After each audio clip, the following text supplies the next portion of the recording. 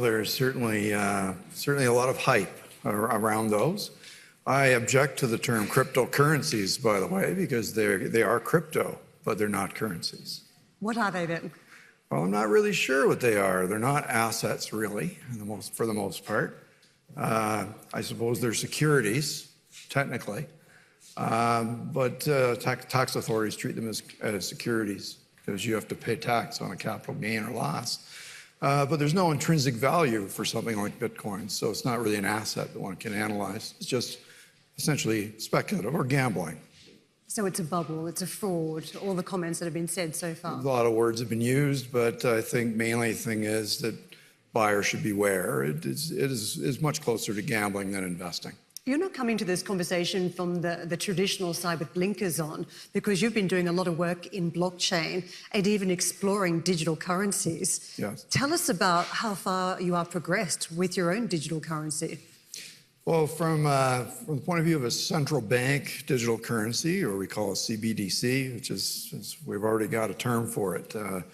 And it's not just us, but all the major central banks have active research agendas on this, and the BIS and the FSB are active and will publish papers over the course of this year.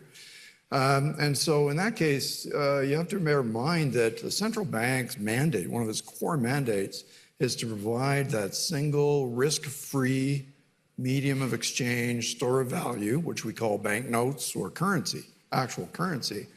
And that's a strong public good. It provides an efficiency, finality of settlement, et cetera, that no other asset actually does. And so that'll always be a central bank's mandate. And if people prefer to have it in digital form someday, then that's what it'll do. Let's be clear about what we're talking about here, what the concept is.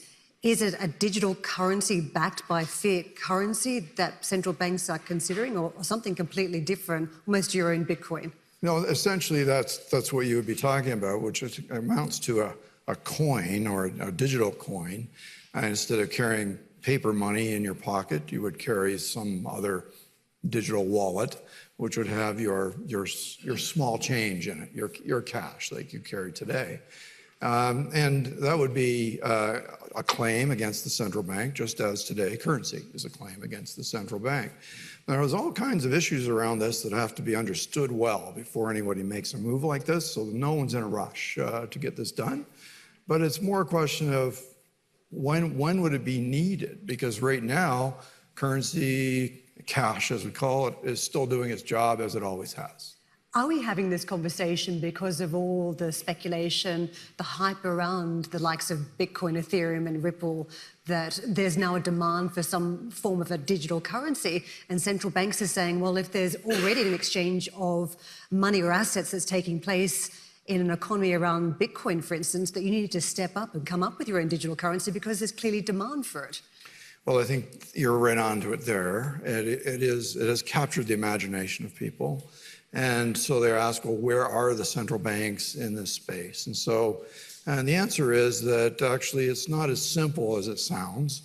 And so there's a lot of issues to figure out before we would ever consider issuing a digital currency.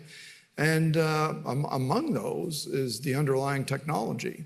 So one of the most important aspects of Bitcoin is the distributed ledger technology. That, I think, is a true piece of genius. And it will be applied to many, many areas in the economy, incredible efficiencies. This is truly huge. Will it therefore be necessary for it to be part of a digital currency if central banks issue it? Well, the answer is, I think, not. And that's an important distinction. The reason that has such an appeal in the case of Bitcoin is it gives you finality of settlement when it eventually grinds through the distributed ledger, and therefore you trust that. Whereas if the central bank, the Bank of Canada, were to issue a digital currency, well, you already trust the Canadian dollar. And so you don't need a distributed ledger in order to believe that you've just received final payment, in your digital wallet. And so you can separate the underlying technology. You don't have to have a digital distributed ledger for a digital currency to function. And it can be a completely separate concept and in many ways simpler.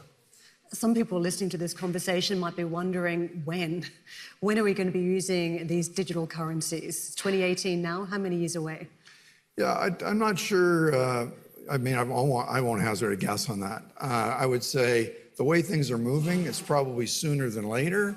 And yet, when cash is still doing its job perfectly well, and when the private sector is actually developing digital wallets and so on based on our own currencies, not on some new currency, the private facilitation of means of payment is accelerating, and that's all working fine. As long as it's not posing risks to the financial system or to the consumer, then of course it's perfectly fine to watch that happen and to benefit from it. And the central bank will still be providing cash.